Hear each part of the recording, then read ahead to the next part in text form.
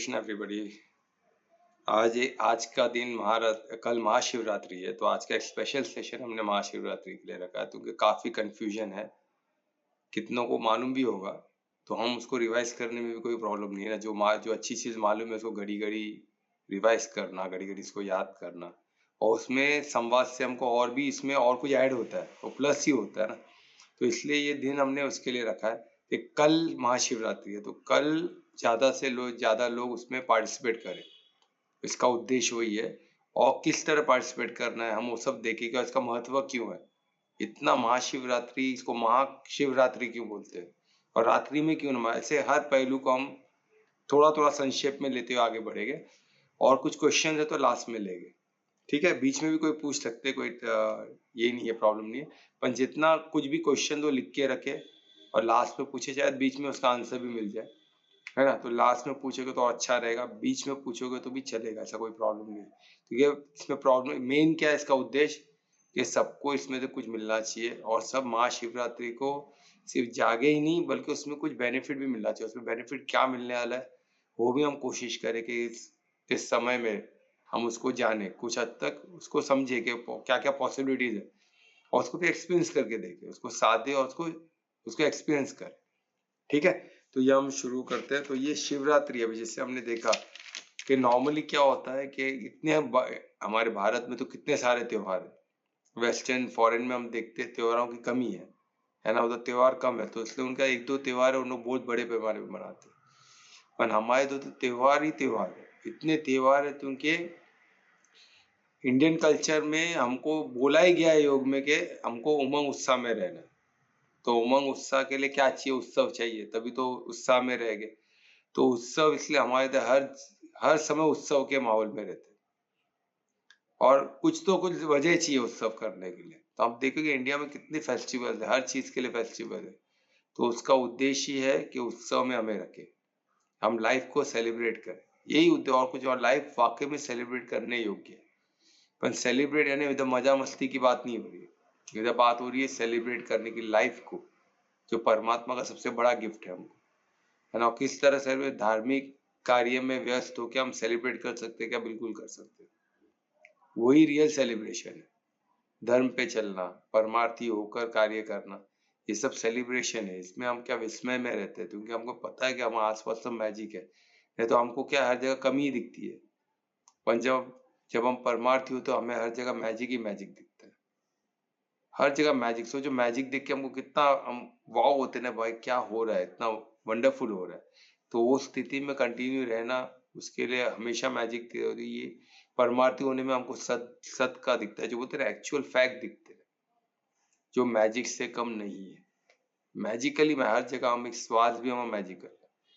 तो हम देखें कि महाशिवरात्रि में ऐसा क्या स्पेशल है, वो रात को क्या स्पेशल है ना। जैसे हम, मेरे को अब याद आता है, ये महाशिवरात्रि को कल के दिन हम कुंभ मेला में थे, लास्ट शिवरात्रि को मैं कुंभ में था।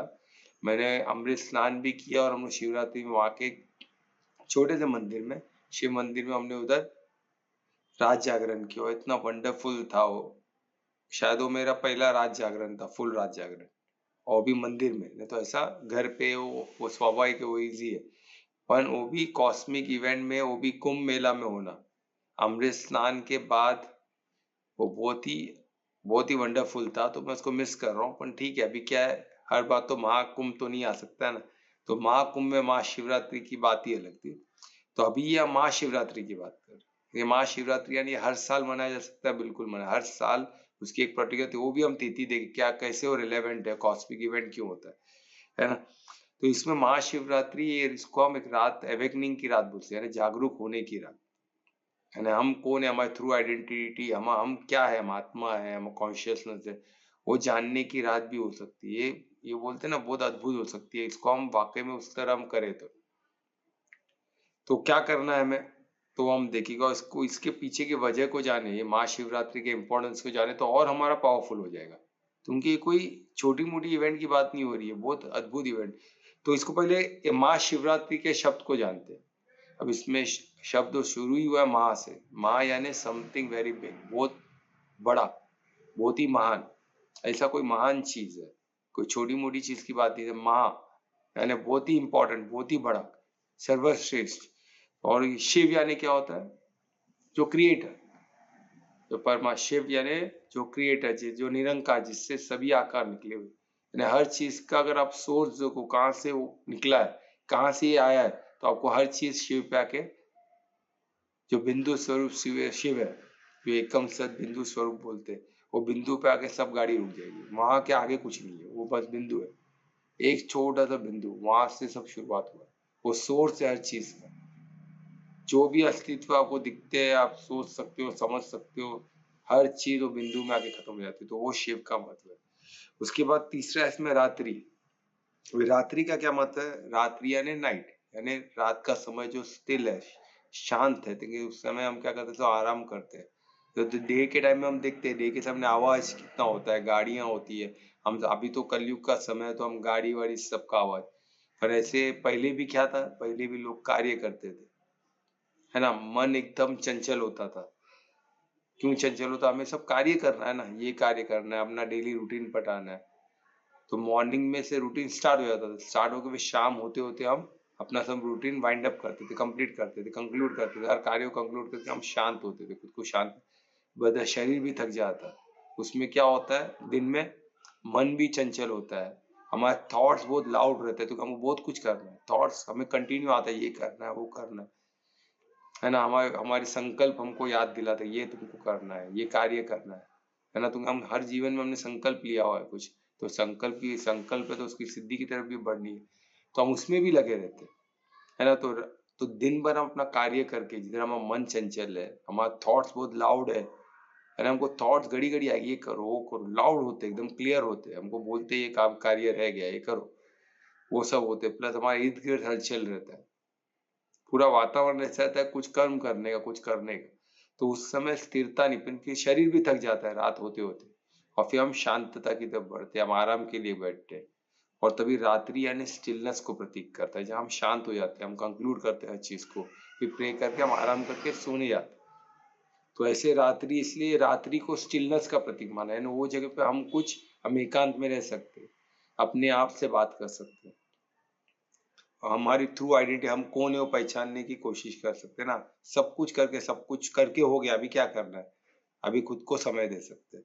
तो रात्रि का इम्पोर्टेंस, इसलिए रात्रि को शिवरात्रि इसलिए रखा। और रात्रि का और भी इम्पोर्टेंस है, तो बिल्कुल है। अभी शिवरात्रि को क्या हुआ है, एक्चुअली ये जो रात्रि है शिवरात्रि, ये दिन सिर्फ एक त्योहार न होते हुए, एक सिर्फ फेस्टिवल न होते हुए, एक बहुत, इसको हम बोल सकते हैं, इसमें इतिहास है, इसमें कॉस्मिक इवेंट है, और इसमें योगिक साइंस है, तीनों मिलके एक महाशिवरात्रि होता है। तो इसका महत्व आप समझो। अभी इतिहास में क्या है, इतिहास यानी जैसा हुआ वैसा है, हमारे जो इंडियन कल्चर में जो लिखा गया है, जो हमारे स्क्रिप्चर्स में लिखा गया है, कि यही पर्टिकुलर दिन में क्या इवेंट हुए, क्या ऐसा इवेंट को हम हिंदी में क्या बोलेंगे, कोई बोल सकता है? घटना ना। हाँ, ऐसे घटना घटित हुए, जो बहुत ही इम्पोर्टेंट घटना थे, जिससे पूरे बोलते ना इतना इम्पोर्टेंट। मैं अभी आपको बताऊंगा 3 घटनाएं जो महाशिवरात्रि को रिप्रेजेंट, महाशिवरात्रि के दिन हुए अलग अलग समय पर। तो ये सब घटनाएं बहुत अपने आप में बहुत बड़े, ये हम सबको पता भी है, पर इसको हमने कभी महाशिवरात्रि से रिलेट नहीं किया। तो जब हम इसको सबको महाशिवरात्रि यानी वो दिन क्या क्या हुए, आप इमेजिन नहीं कर सकते हो। इतनी बड़ी बड़ी घटनाएं, 3 घटनाएं, जो सृष्टि का निर्माण, अगर वो नहीं होता, उसमें कुछ गलत होता, तो सृष्टि नहीं रहती, एक जीव नहीं रहता। और आज जैसी सृष्टि देख रहे हो, उसमें हमको ज्ञान भी प्राप्त हुआ, तो योगिक साइंस भी उसी दिन आप देखोगे। अभी मैं एक एक करके आपको बताऊंगा।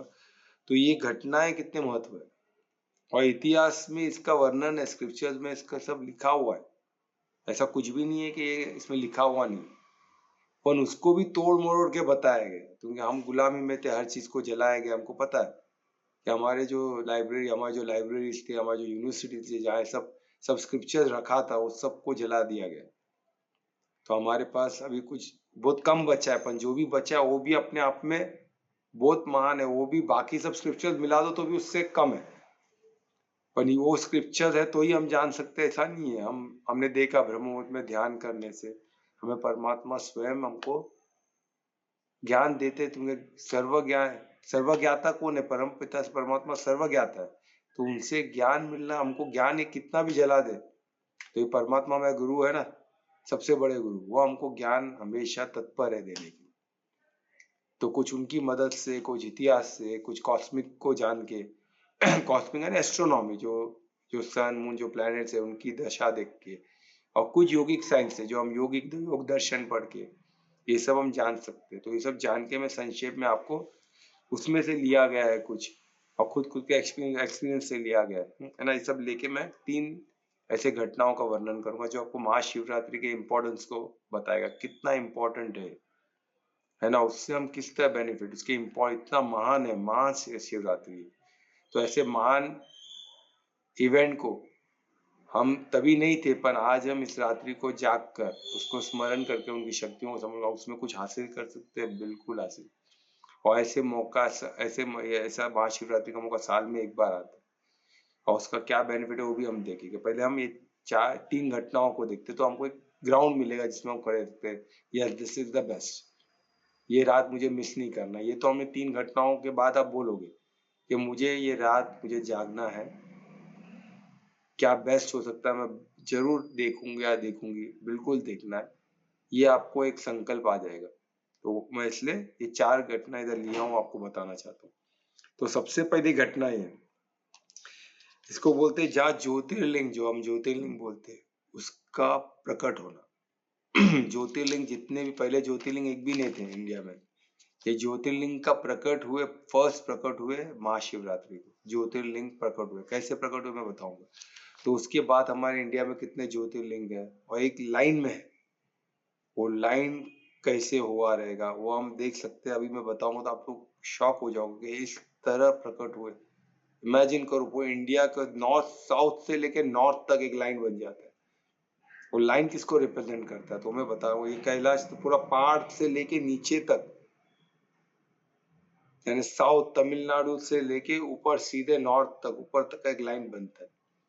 ये लाइन किसको रिप्रेजेंट करता है ये हम इसमें देखेंगे, क्योंकि इसी महाशिवरात्रि के दिन, अभी कैसे हुआ मैं आपको बताता हूँ। ये एक साधक की तरह आप सोचो, जब त्रिदेव, हमारे त्रिदेव कौन है, ब्रह्मा विष्णु महेश, जब त्रिदेव भी, उन लोग भी ध्यान में बैठे थे, उनको भी प्रेरणा, जो भी उनको कार्य करना है धर्म, उनके गुरु कौन है, शिव है। वही है ना, शिव ही है जो क्रिएटर है ना, सचिदानंद शिव ही है सबके। तो जो बिंदु एकम सच शिव है, तो उनके वो ध्यान करते थे। तो हम सोचो ध्यान नहीं करे, हमारे त्रिदेवी ध्यान करते हैं, तो हमें भी ध्यान, तो हम ध्यान करने से क्यों कतरा है, क्योंकि कुछ तो प्राप्ति होगी जब उन लोग पूरे ब्रह्मांड को चला सकते हैं। वो ध्यान अवस्था में परमात्मा के शक्ति से उन्होंने, है ना, शिव एकम से शिव के शक्ति से, उनके प्रेरणा से उन्होंने पूरे ब्रह्मांड को अपने धन पे टिके हुए और सब कुछ चला रहे हैं ना, सब मैनेज कर रहे प्रॉपरली। तो क्या हम हमारे जीवन में मैनेजमेंट नहीं कर सकते प्रॉपर? बिल्कुल कर सकते। तो इनसे हमें भी प्रेरणा ली। तो उन्होंने क्या किया, उन्होंने तीनों त्रिदेव हमारे बैठे पूरे ध्यान अवस्था में पूर्ण समर्पण से उन्होंने शिव का आह्वान किया कि उन्हें, उनको, हमें हर हर किसी को, हमें परमात्मा को देखने की इच्छा होती है, उनको मिलने की इच्छा, क्योंकि हमारे परम पिता है ना। तो हमारे त्रिदेव के ही परम पिता कौन है, शिव ही है एकम से। तो उनको भी उनको मिलने की इच्छा हुई, तो उन्होंने कठोर तपस्या किया, और दोनों ध्यान अवस्था में थे, पूर्ण समर्पण से तीनों एक साथ उन्होंने ऐसी तपस्या की कि उनको परमात्मा को प्रकट होना पड़ा। और कैसे हुए, वो तो निरंकार है, उनका तो कोई आकार है ही नहीं, तो कैसे प्रकट हो, वो एक ज्योतिर्लिंग, प्रकाश की तरह। और कैसा प्रकाश, स्तंभ की तरह, एकदम लंबा, इनफाइनाइट, अनंत, उसका कोई अंत ना हो, ना उसका कोई बिगनिंग हो, ऐसे प्रकाश, वो प्रकाश का बीम, कॉलम जैसा, स्तंभ जैसा प्रकाश, जो सीधे लाइन। तो अभी हम समझ सकते हो लाइन कहां से आया होगा। वो सीधा प्रकाश एकदम लाइन जैसा, जिसका ना अंत है न स्टार्ट है, दिख ही नहीं रहा, बस वो इनफाइनाइट है।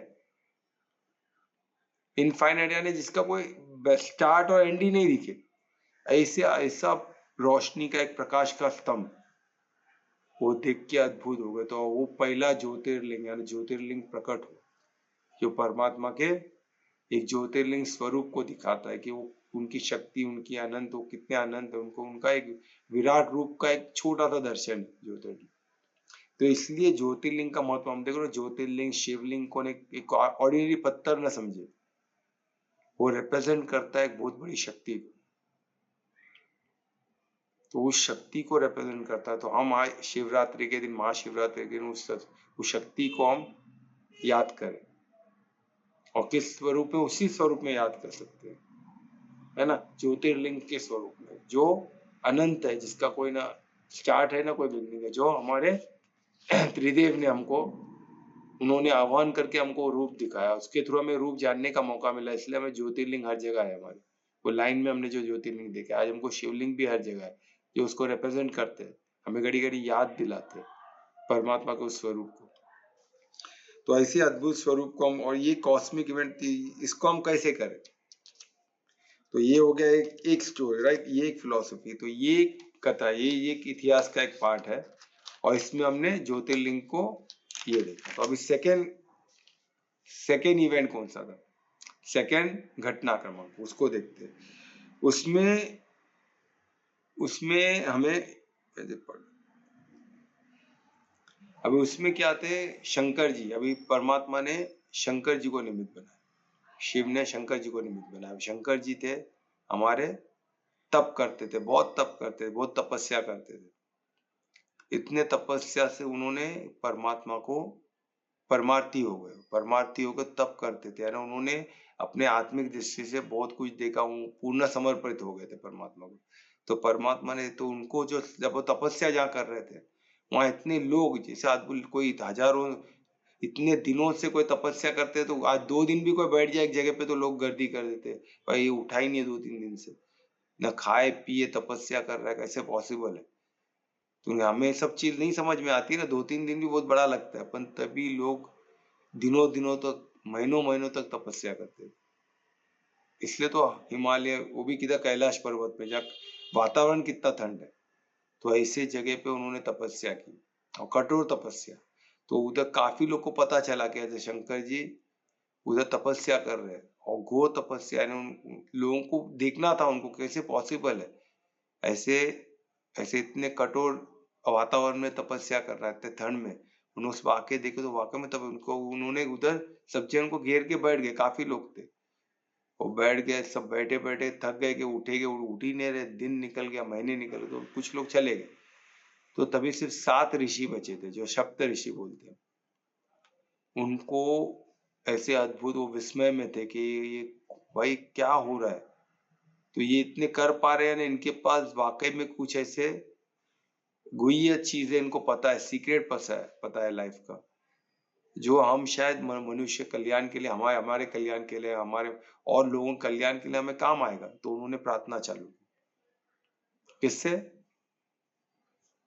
वो योगी से जो बैठे हैं सामने, उनको नहीं पता था कौन, शंकर जी एक योगी है, उधर तपस्या कर रहे हैं, तभी योगी योग ये सब कुछ था नहीं, तो बैठे थे, तो पता, उन्होंने प्रार्थना चालू की परमात्मा से, उनसे मिन्नतें चालू की कि आप हमें बताओ, ऐसा कुछ हमें आपके पास जो कोई बताया कि हम आज सबका भला कर सके। तब शंकर जी ने अपने नेत्र खोले, और परमात्मा ने उनके थ्रू ये सप्त ऋषि को योग की सीक्रेट, योग दर्शन की जो सीक्रेट है, वो सब उनको बताई।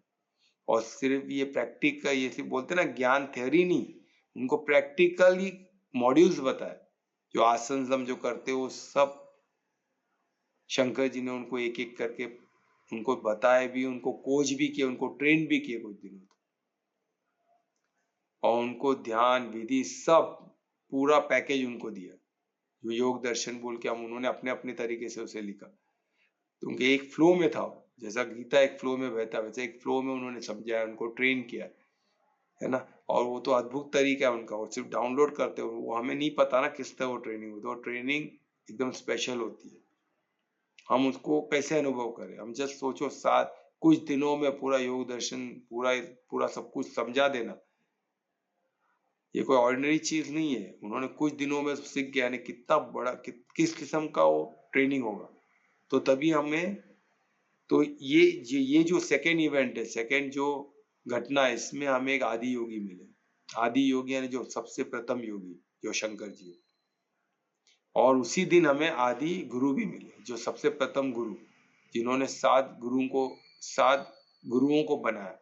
यानी ट्रेन द ट्रेनर हम बोलते हैं ना, एक गुरु ने गुरु को ट्रेन, तो गुरु ने 7 गुरुओं को ट्रेन की कि वो आगे जाके और गुरु शिष्य प्रथा से और लोगों को ट्रेन कर सके और ये ज्ञान सब तक पहुंचाए। और इस ज्ञान का क्या मतलब है, क्यों इतना इंपॉर्टेंट? क्योंकि ज्ञान हमको दानव से मानव बनाता है। सब प्रार्थना रह गई थी। हाँ, परमात्मा को प्रार्थना करना बाकी था। अरे हाँ, अभी बोल रहे हो तुम, चलो ठीक है। तो प्रार्थना मैं करता हूँ तो तुम उसको पहले डाल देना, ठीक है? तो अभी हम प्रार्थना करेंगे। थैंक यू दुर्वेश, तो आपने बताया। तो लंबी गहरी श्वास लेते हैं, हाथों को नमस्कार मुद्रा में लाए, लंबी गहरी श्वास ले और पूर्ण समर्पण से हमारे आदि योगी को, हमारे आदि गुरु को स्मरण करें।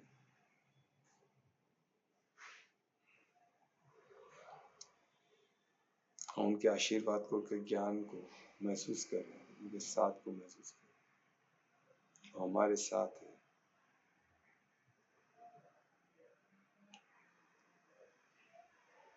वो हमें हमेशा ज्ञान देने के लिए तत्पर है और ज्ञान के इम्पोर्टेंट को जानेंगे। बिगैर ज्ञान के हम कुछ नहीं है। तो इसी ज्ञान से अब दानव से मानव बनेगा और मानव से परमार्थी। तो परमात्मा को फिर से धन्यवाद देते हुए हाथों का दर्शन करें, हाथों की ऊर्जा को आंखों लगाए। ओम श्री गणेशाय। तो जैसे मैं बता दूं कितना इम्पोर्टेंट है, यानी आदि योगी ऐसे समय पे हमारा हुआ, अद्भुत है, सब मैजिकल ही है। तो इसके पीछे भी कोई वजह होगी, हमें नहीं पता। तो आदि योगी आदि गुरु आए तो हमें ये इसका भी इम्पोर्टेंस मालूम पड़ा। तो हमें आदि योगी आदि गुरु भी महाशिवरात्रि को ही मिला और इसी दिन महाशिवरात्रि दिन ही योग का जन्म है। योग विधि, योग परंपरा, इस सब का जन्म महाशिवरात्रि थे। हम योगियों के लिए, हम साधक के लिए तो बहुत ही इम्पोर्टेंट दिन। जो भी योग को महत्व मानते हैं अपने हेल्थ के लिए या हमारे जर्नी के लिए या हमारे संकल्प के लिए, जो हर चीज के लिए योग की तो हमें जरूरत है ना। योग यानी कनेक्शन। हम एक छोटा कार्य भी करते तो हमको योग तो करना, उस कार्य से जुड़ना होगा, तभी हम कार्य को सफल कर सकते हैं, उसमें सफलता प्राप्त कर सकते हैं। तो योग का महत्व बहुत है और ये योग मिला ही हमें इस दिन महाशिवरात्रि।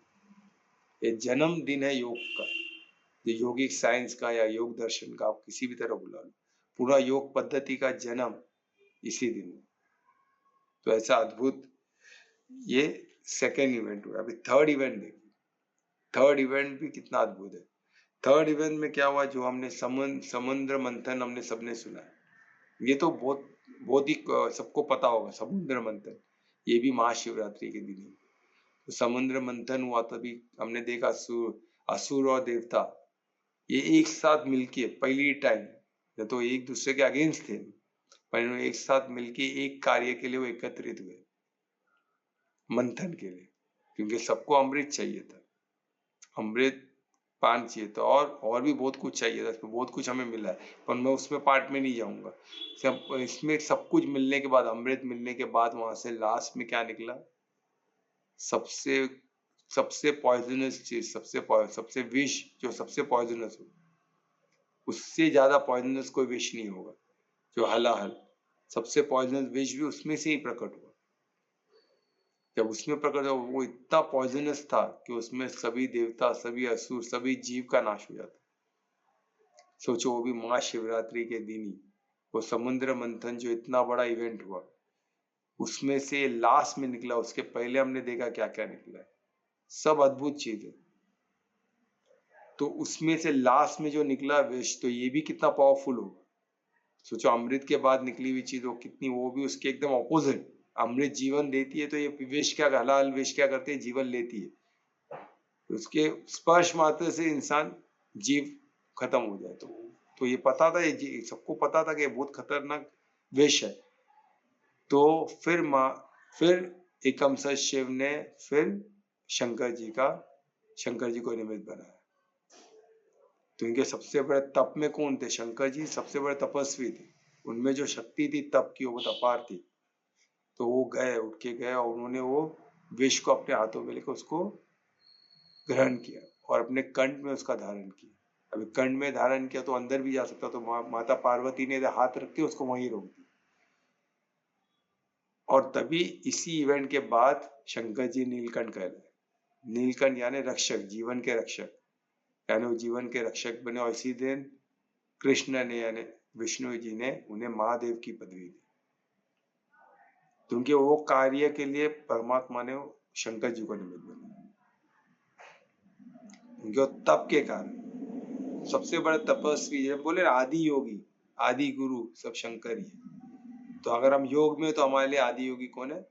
शंकर जी। तो उनसे जो हमें योग मिला उसके लिए उनका कोटि कोटि धन्यवाद हमें करना, उन्हें हमेशा याद। तो इसलिए महाशिवरात्रि को मिस नहीं करना। अभी ये हो गए 3 कथा, यानी इसका इंपॉर्टेंस है ना।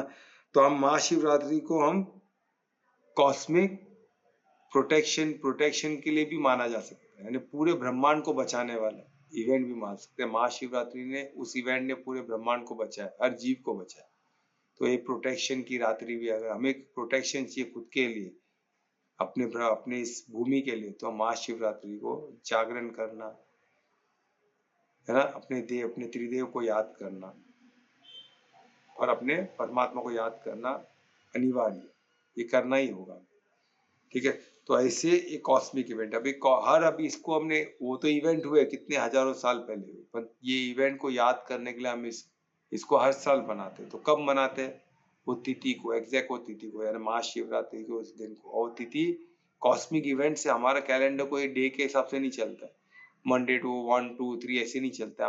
हमारा जो भी कैलेंडर है वो कॉस्मिक तिथि है, जो तिथि निकलती है, जो प्लैनेटरी पोजीशन से निकलती है, जो इंडियन कैलेंडर, हिंदू कैलेंडर जो बोलते हैं, इसलिए वो एक्यूरेट है, वो परफेक्ट उसी तिथि को महाशिवरात्रि हम मनाते हैं, परफेक्ट उसी दिन जो घटित हुआ है वही, यही कॉस्मोलॉजी में यही बोलते हैं, एस्ट्रोनॉमी जो भी पकड़ लो उसमें वही दिन एग्जैक्टली ये चीज हुआ है।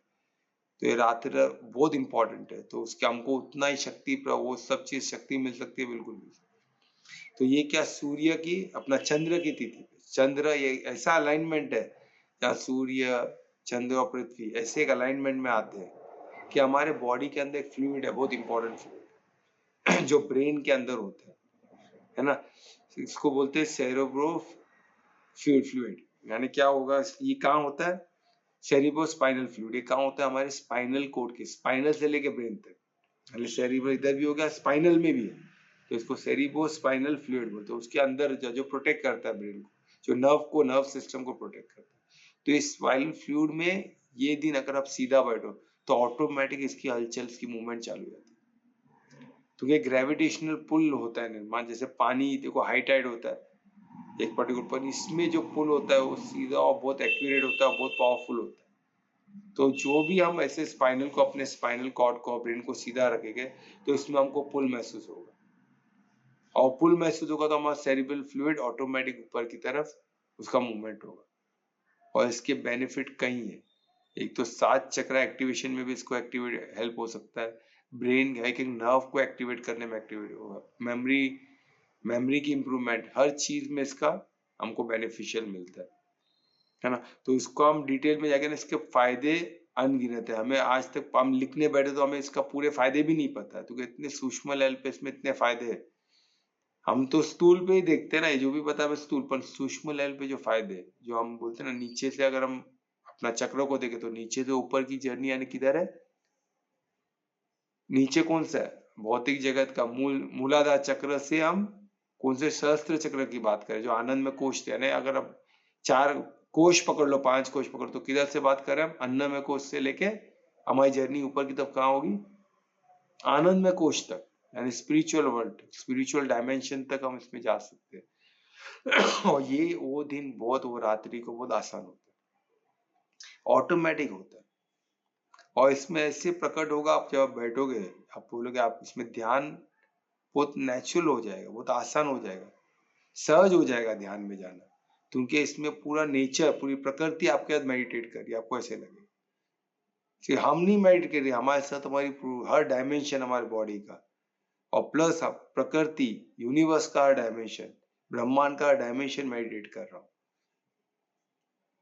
क्योंकि त्रिदेवी इसी दिन बैठे थे ना, अगर समझो इसी दिन हर दिन महाशिवरात्रि को त्रिदेव बैठते मेडिटेशन में, त्रिदेव बैठ गए तो पूरा ब्रह्मांड बैठ गया ना मेडिटेशन को।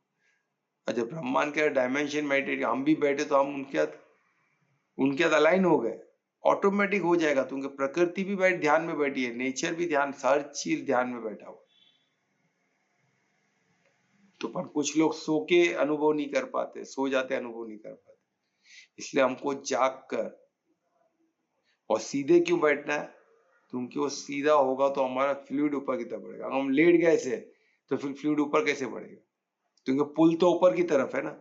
कोई इवेंट हमारा ग्रेविटेशनल पुल है तो उल्टा होता है, ऊपर की तरफ पुल होता है, तो ऊपर की तरफ होता फ्लूइड है, तो नेचुरली ग्रेविटी नीचे की तरफ खींचता है। पर ड्यू टू ये ग्रेविटी, हमारे जो प्लैनेट्स की ग्रेविटी है, वो एक लाइन में आने से वो ग्रेविटी अपनी पृथ्वी के ग्रेविटी से थोड़ा सा ज्यादा हो जाता है, तो हमारा पुल हमारा फ्लूइड के ऊपर की तरफ खींचता है। वो अलाइनमेंट हम एग्जैक्टली समझ नहीं पाएंगे, पर ये एग्जैक्टली होता है, साइंस में भी इसका वर्णन है।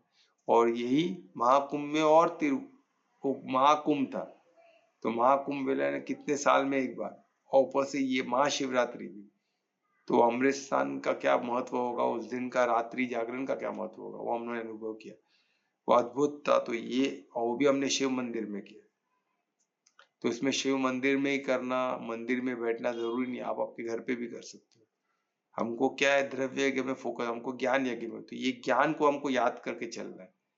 ये ज्ञान क्या हमको दिखाता है, इसमें हमको कैसे ध्यान पे बैठना, हमको सीधे बैठना है, जागना है, जागरण में रहना, और क्या करना है वो मैं अभी धीरे धीरे बताऊंगा।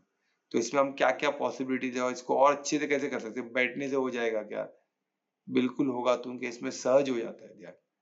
तो इसको और अच्छा करने में, यानी अभी सहज होता है, तो हम इसमें एफर्ट डाल के उसको और अच्छा बना सकते हैं। तो हमें कोशिश तो वही करनी चाहिए। तो उसको और बेटर करने के लिए हमें क्या करना होगा, तो वो इसमें बताया गया।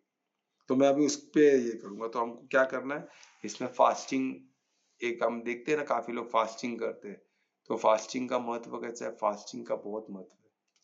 जब हम फास्टिंग करते हैं तो क्या होता है, हमारा ध्यान, अगर हम कुछ खा लेते तो ध्यान हमारा स्टमक पे रहता है, स्टमक का कार्य बढ़ जाता है, तो एनर्जी उधर फोकस हो जाती है, तो प्राण एनर्जी उधर फोकस हो जाती है। अगर हम फास्टिंग करें तो हमारा स्टमक एम्प्टी है, तो वो हमको अलर्ट रहने में भी हेल्प करता है। अगर हमारा पेट भरा हो तो हम अलर्ट रह सकते हैं, हमको नींद आएगा, हमको शरीर सोने को कहेगा, है ना। सुस्तपन आएगा बॉडी में, क्योंकि बॉडी की पूरी एनर्जी किधर काम हो रही है, खाने को पचाने में जा रही है, खाने को पचाने में लग रही है, तो हमें बाकी सब हिस्सा आराम करने देगा। भाई खाने में पचाने में बहुत एनर्जी लगती है, इसीलिए तो पाचन तंत्र नीचे है ना, मूलाधार की तरफ है, तो वहां मूलाधार क्या है, एनर्जी का स्टोर रूम है। तो वहां से अगर एनर्जी निकलती है तो उधर ही लग गई, तो फिर आगे क्या बढ़ेगी, उधर ही कार्य उसका लगा हुआ है, उधर ही पूरा एनर्जी उधर ही वेस्ट हो। तो इसलिए हम अगर फास्टिंग करते हैं तो कुछ पचाने के लिए कुछ है नहीं, पेट स्टमक खाली है फ्रंट, तो अभी उसमें क्या होगा, पूरा हमारा प्राण एनर्जी किधर फोकस होगा, ब्रेन में, इस कार्य में हम अलर्ट रहेंगे, तो हम पूरा बॉडी अलर्ट रहेगा, तो एनर्जी पूरा डिवाइड होगा पूरे बॉडी में। और स्पेसिफिकली जब एनर्जी डिवाइड होता है सबसे ज्यादा वो चैनलाइज किधर होता है, ब्रेन की तरफ, ब्रेन को सबसे ज्यादा एनर्जी चाहिए फंक्शनल के लिए। तो इतना कुछ याद करना, इतना बहुत उसमें बहुत पूरे बॉडी को गवर्न करता है, वो सिर्फ मेमोरी का जगह नहीं है, पूरे बॉडी को, पूरे बॉडी, उधर राजा जिधर बैठा है सब मंत्री उधर ही बैठते हैं ना, तो हर मंत्री का पोषण होना जरूरी है। तो उसी तरह अगर राजा इधर बैठता है आनंद में कुछ उधर, तो उधर बाकी भी बॉडी का हर पॉइंट उधर आके उसके अपने अपने डिपार्टमेंट के हेड उधर ही बैठते हैं, और सबका पोषण उधर होना चाहिए। और सबसे ज्यादा पोषण हेड ही लेगा, सबसे ज्यादा पगार किसको रहता है, डायरेक्टर्स को, हेड ऑफ डिपार्टमेंट को रहता है, कि नीचे बैठा उसको रहता है, सबसे ज्यादा पगार उसको मिलता है, तो उसकी लाइफ स्टाइल ऐसे। तो उसी तरह जो हेड ऑफ डिपार्टमेंट, जो हर नर्व जिधर पहुंचता है ब्रेन में, वो जगह का महत्व हो जाए, उसको सबसे ज्यादा एनर्जी मिलती है, तो वहां ऊर्जा वहां ज्यादा जाता है, तो वो ज्यादा फंक्शनल रहता है। और इस दिन वो ज्यादा फंक्शनल रहने से ज्यादा हमें ज्ञान की प्राप्ति हो सकती है, और उसी ज्ञान को हम यूज करके आगे अपने जीवन में कितने सारे संकल्प को सिद्धि में परिवर्तित कर सकते हैं। क्योंकि यही रात्रि योग का भी जन्म हुआ है, यही रात्रि वेश को हमको प्रोटेक्शन करने का शक्ति भी हमें प्राप्त हुआ है, ठीक है ना। तो ये, और यही रात्रि को क्या हुआ, दूसरा सबसे फर्स्ट इवेंट क्या था, कौन बोलेगा। किसको याद है? ज्योतिर्लिंग। ज्योतिर्लिंग का प्रकट होना। ज्योतिर्लिंग का प्रकट होना यानी वो क्या, किस चीज को दर्शाता है? क्रिएटर को, यानी हम क्रिएटर है, हम उसके, हमें अपनी आइडेंटिटी मिलती है कि हम अगर परमात्मा के हम अंश है तो हम भी उनकी तरह क्रिएटर है ना। हम भी बिंदु प्रकाश हुए, हम भी प्रज्वलित हो सकते हैं उनकी तरह, है ना, क्रिएट कर सकते हैं। तो ये वाकई में ये बहुत अद्भुत चीज है। तो हमको अभी क्या करना है, फास्टिंग क्यों करना है? क्योंकि हम अलर्ट रह सके और ऊर्जा को ऊर्जा को हम स्टमक में वेस्ट न करें। पाचन में हमको, पाचन तो हम करते ही रहते हैं ना, हर दिन करते हैं। तो एक रात को छोड़ देते हैं ना, एक रात को उनको, पाचन को आराम देते, उनको भी रेस्ट करने दो। हमारा ध्यान किधर होगा? बाकी के कार्यों में। बाकी के कौन से कार्य? स्पिरिचुअल कार्य में, उसमें भी बहुत ऊर्जा लगती है। वो कार्य कोई ऑर्डिनरी कार्य नहीं है। हम किससे लिंक करने आ रहे? ज्योतिर्लिंग जो स्तंभ जैसा है, अनंत, उससे हम जोड़ने, तो कितना एनर्जी हमें हमें उस तब लेने, उधर जाने के लिए भी होगी, और वहां से हमको क्या प्राप्ति होगी वो सोचो। ठीक है, उसके बाद क्या? अभिषेक। हम अभिषेक करते हैं, शिवलिंग को अभिषेक करते हैं। तो अभिषेक का महत्व क्या है? अभिषेक वो एक स्टोन है, ग्रेनाइट स्टोन है। तो अभिषेक करने से क्या होता है? हम इसको, इसमें दो चीज, एक तो थर्मल इवेंट भी है, आयनाइजेशन का भी इवेंट इसमें होता है। तो इसमें क्या होता है? मन को, हमारा नर्वस सिस्टम, इसमें ज्यादा डिटेल में नहीं जाते हो हम, इसमें संक्षेप में हमको, ये नर्वस सिस्टम को स्टेबलाइज करता है, शांत करता है, काम करता है। और नर्वस सिस्टम काम होने से क्या होता है? सोचो, नर्वस सिस्टम का काम हो गया तो उसकी जो हार्मोन सिक्रेशन है, अगर वो एकदम बेचैन रहा तो क्या होगा? हर सिक्रेशन जो हमारा बॉडी का केमिकल फैक्ट्री है ना, कितने केमिकल इसमें बनते हैं, निकलते हैं, वो केमिकल इम्बैलेंस क्रिएट करते हैं अगर वो केमिकल प्रॉपर स्राव नहीं दिए। तो इसमें क्या, जब काम होता है नर्वस सिस्टम, तो क्या होता है? पैरासिम्पैथिक नर्वस सिस्टम जिसको बोलते हैं, वो सिस्टम, तो वो सिस्टम कोऑर्डिनेट करता है पूरे बॉडी से, पूरे हमारा एंडोक्राइन सिस्टम, वहां से ऐसे एंजाइम निकलते हैं जो हमें शांत रखते हैं। और जब हम शांत रहते हैं, ऐसे हार्मोन, हैप्पी हार्मोन, तो हम क्या होते हैं? हम उसको वाकई में उमंग उत्साह में रहते हो, इस उत्सव को सेलिब्रेट करने के लिए हम तैयार रहते हैं। हमारा बॉडी तैयार रहता है, हमारा केमिकल जो इक्वेशन हमारे बॉडी में होता है, वो सब इस चीज को बोलते हैं ना, इस चीज को, इवेंट को, जैसा वह हुआ है वैसे उसको करने के लिए तैयार होता है। स्थिति ऐसी बना देती है कि हम उसको वैसे, उस स्थिति को, उस चीज को हासिल कर सके, उसको सिद्धि तक लेके जा सके, उसके लिए तैयार हो जाता है सिस्टम। तो उसके बाद बेलपत्र उस पे रखते हैं। बेलपत्र हम 3 का बेलपत्र ऐसे रखते हैं उसके ऊपर। बेलपत्र जो लीव है, वो अपने आप में, उसको एल्कलॉइड बोलते हैं, उसमें कूलिंग इफेक्ट होता है, उसमें बहुत कुछ है उसमें। हम और उसमें एंटीबैक्टीरियल प्रॉपर्टीज भी होती है, हम उसमें ना जाते, पर हमको उसका एक सिंबलाइज, हम उसको कैसे देखें 3 बेलपत्र को, तो अपने आप में एल्कलॉइड है, एल्कल, उसमें प्रॉपर्टीज इतने एंटीबैक्टीरियल प्रॉपर्टी जो हमको सब चाहिए, है ना। उसके अलावा उसमें जो 3 पत्ते हैं, वो अपने मन, शरीर और अहंकार को, ये 3 सिंबलाइज करता है। तो उस पे हमें जीत पाना, अपने खुद को आइडेंटिटी के इसके अलावा देखने को हमको मदद करता है। हम इनके अलावा, हम मन भी नहीं है, बुद्धि भी नहीं है, न शरीर है, न अहंकार। तो ये हमको, हम शरीर नहीं है तो मन को हम खुद समझते हैं, मन भी हम नहीं है, और अहंकार भी नहीं है। हम जो बोलते हैं ना, मैं बॉडी हूँ, मैं ये हूँ, वो भी हम नहीं है। तो हम है क्या? हम सिर्फ कॉन्शियसनेस, अवेयरनेस। उस तक पहुंचने का माध्यम ये बेलपत्र हमको देता है। तो इसलिए बेलपत्र चढ़ाते हमको ये सोचना है कि मैं आत्मा हूँ और मैं परमात्मा, परम पिता परमात्मा को याद कर, क्योंकि मैं, मेरे पिता वही है, मेरे माता भी वही है, मेरे गुरु भी वही है। हर चीज मेरा उनसे ही चालू होता है, उनसे खत्म होता है, क्योंकि मैं उनका ही अंश हूँ। मैं बॉडी थोड़ी ना हूँ, मैं प्रकृति का पार्ट नहीं हूँ, मैं क्रिएशन का पार्ट नहीं हूँ, मैं रचयिता का पार्ट हूँ, मैं रचना का पार्ट नहीं हूँ। तो ये क्लियर होता है हमको, बेलपत्र हमेशा याद दिलाता है। उसके अलावा हम क्या कर, उसके अलावा और क्या क्या इसमें इंपॉर्टेंट है? चैंटिंग हम जो करते हैं, है ना। तो चैंटिंग हम कैसे करते हैं? चैंटिंग का महत्व क्या है? चैंटिंग किया जाता है मन को शांत करने के लिए।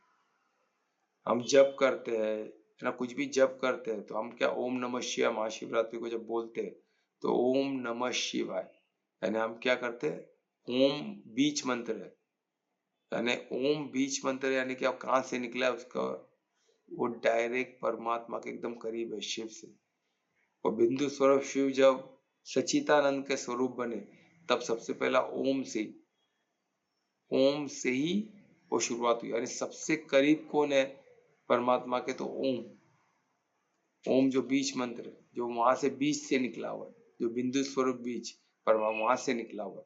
अगर हम उसको वो उच्चारण कंटिन्यू करें, ओम नमः शिवाय, हम नमन करते हैं, नमः शिवाय यानी शिव को नमन करते हैं। जो बीज स्वरूप से जो ओम निकला है, वो सोर्स को जहां से सब निकलता है, उस निरंकार को जहां से सभी आकार निकले, उस चीज को, उस बिंदु को हम नमन करते हैं। तो जब हम ये भाव से हम कंटिन्यू जप करते रहेंगे तो हमारा मन शांत हो जाएगा, क्योंकि उसके सामने सब नमन करते हैं ना, त्रिदेव भी उसी को नमन करते हैं, पांच तत्व सब उनके सामने, सब कुछ परमात्मा, परमपिता परमात्मा को ही नमन करते हैं, इंक्लूडिंग हमारे त्रिदेव। तो जब हम ओम नमः शिवाय कंटिन्यू जप करते रहे तो हमारा हर चीज, मन, हर पांच तत्व, हर चीज शांत हो जाता है, हम पूर्ण सरेंडर की स्थिति में आ जाते, पूर्ण समर्पण से, है ना। और जब हम समर्पित हो जाते हैं तो भक्ति में लीन होना बहुत आसान है, और परमार्थी होना, बस आप हो ही गए परमार्थी होना बहुत सहज हो जाएगा। तो परमार्थी हो गए, परमात्मा को अनुभव कर लिए, तो इससे बढ़कर क्या हो सकता है। तो ये चैंटिंग का महत्व ओम शिव, है ना। उस दिन महाशिवरात्रि के दिन हम चैंटिंग करेंगे।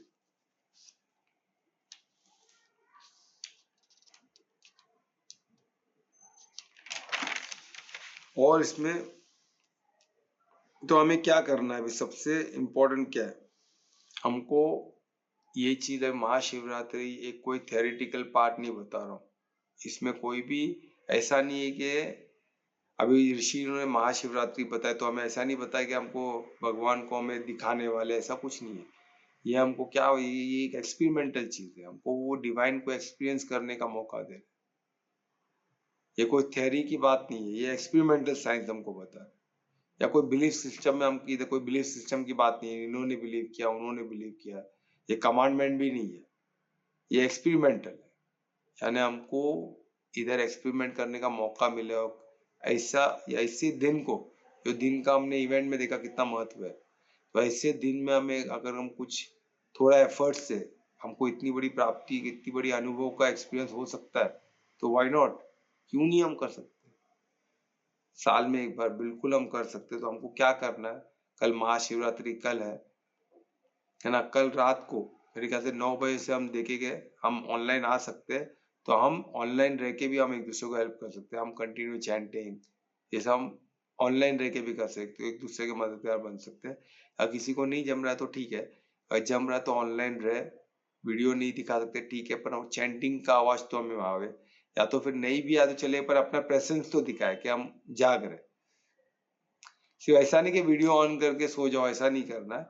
अगर आप सो रहे हो तो बंद करके सो जाओ, जो भी वीडियो ऑन रखेगा तो हम समझेंगे वो जाग रहे। ठीक है, कोशिश करना चाहिए, क्या लगता है कल हम करना चाहिए, जो ध्रुवेश हाँ बोल रहा है, और कोई हाँ बोल रहा, और किसको पॉसिबल है, चलो कल्पना भी आओ, और कोई पॉसिबल है सबको, ठीक है, और कोई, और हाँ शिल्पा क्या हो गया,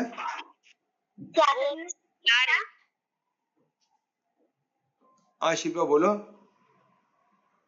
सर क्या करना है, क्या मैं सुनी नहीं अच्छे से। यानी शिवरात्रि को, कल शिवरात्रि है ना, तो कल 9 बजे से हम ऑनलाइन आएंगे, और हम रात जागरण का अपना हम कर रहे बोल के बता, ऑनलाइन रह के बताएंगे, पॉसिबल है क्या बोल रहे हो, ऐसा करना चाहिए कि हाँ, तो हम एक दूसरे की मदद बन सकते हैं, तो हम कुछ अच्छा म्यूजिक लगा सकते हैं, जिसको सुनना है सुने, नहीं तो अगर किधर है तो वो ही सुन सकते हैं, नहीं तो हमारा म्यूजिक सुन सकते हैं, हम जो चैंट करेंगे वो सब सुन सकते हैं। ठीक है, तो हम एक दूसरे के मददगार बन सकते हैं।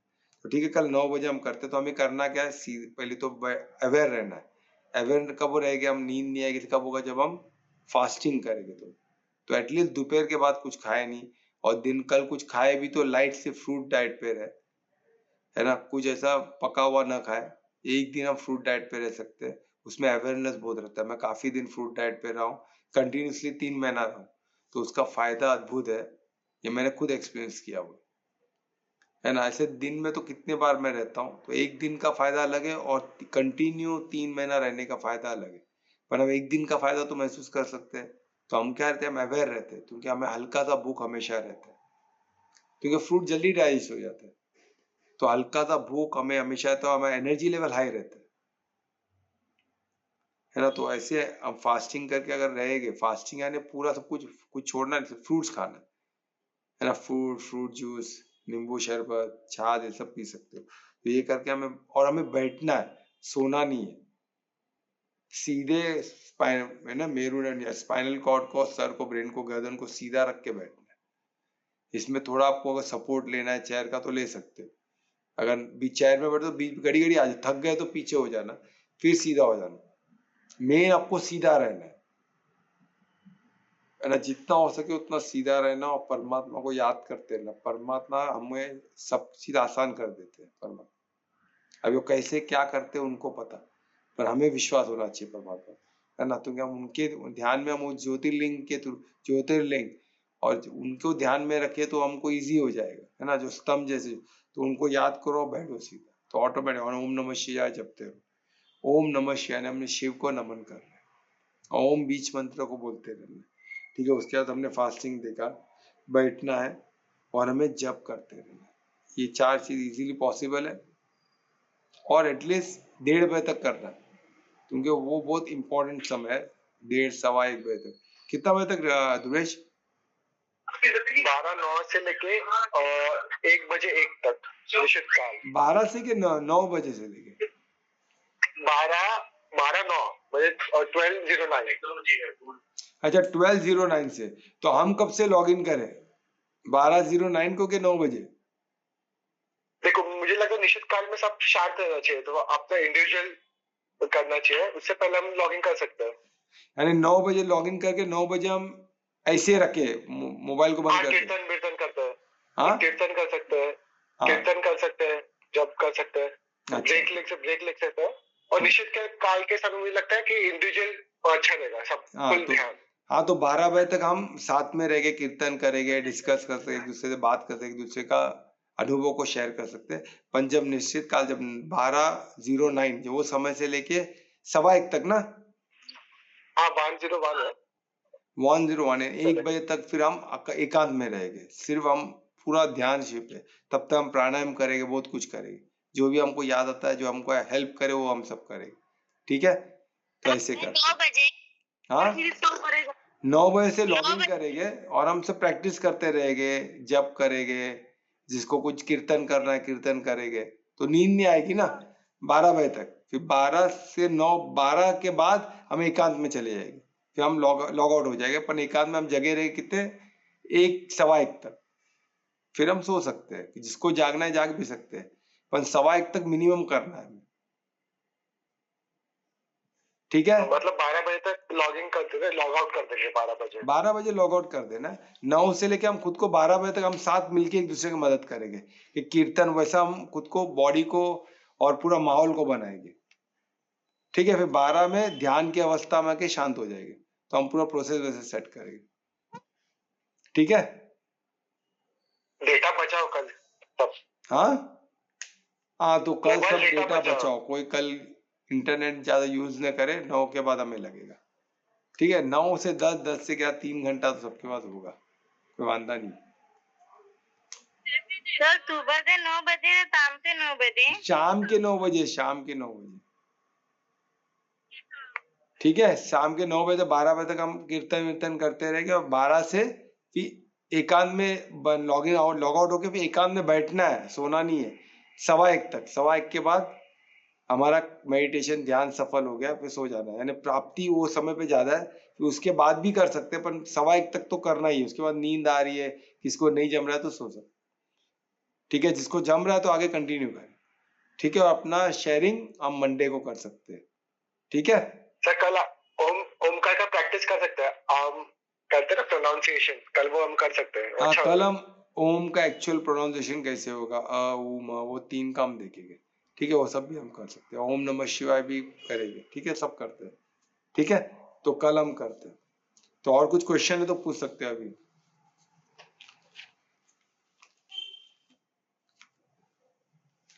कुछ क्वेश्चन नहीं है तो कौन कीर्तन करेगा?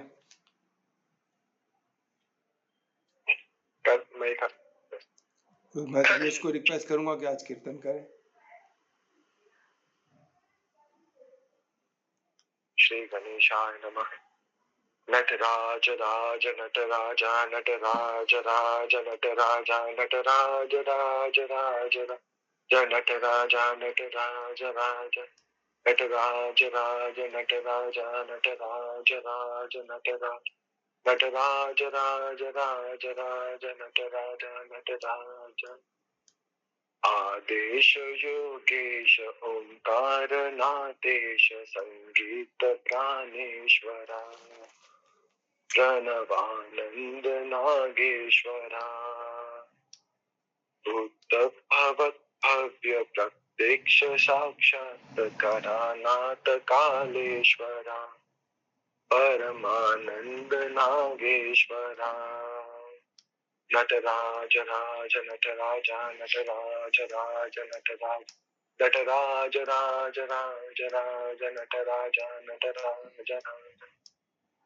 गुरुदेव रूपाना कर्म विमोचन मुक्ति प्रदाना परमा स्वरूपाना तिनेत निक्षण प्रेम समान अखिलांड कोटि ब्रह्मांड लोकनाथना नक्षत्र एकमेव पूर्ण मार्गदर्शन ओंकारनि प्राणा जनन मरण विधि सोत्र्ययाना आदेश योगेश ओंकार नादेश संगीत प्राणेश्वरा प्रणवानंद नागेश्वरा।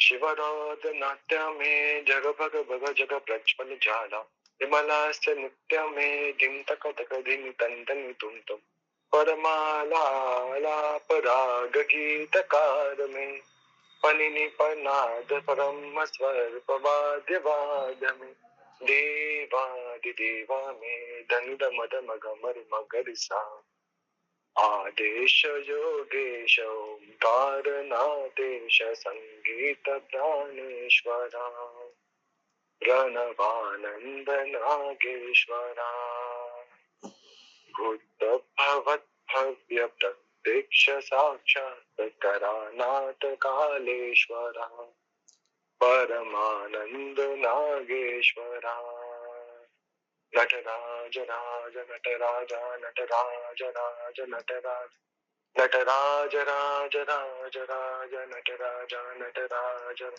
नटराज राज नटराजा नटराज राज नटराज नटराज राज राज राज नटराज नटराज। सांब सदाशिव शंभो शंकर शरणं मे तव चरण हर हर महादेव।